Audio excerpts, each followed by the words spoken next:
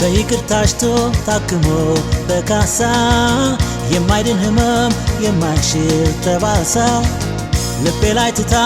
መራቋ ከጎኔ ለመርሳት ፍቅሯ ሆነልኝ ሰበቤ እሷን መርሻ ምክንያት አጥቼ ይሄኔ የናፍቆቷ እስረኛ ሆኜ ነበር እኔ ከራሴ በልጣ እሷን እንደመውደዴ በውበት ቅርሷ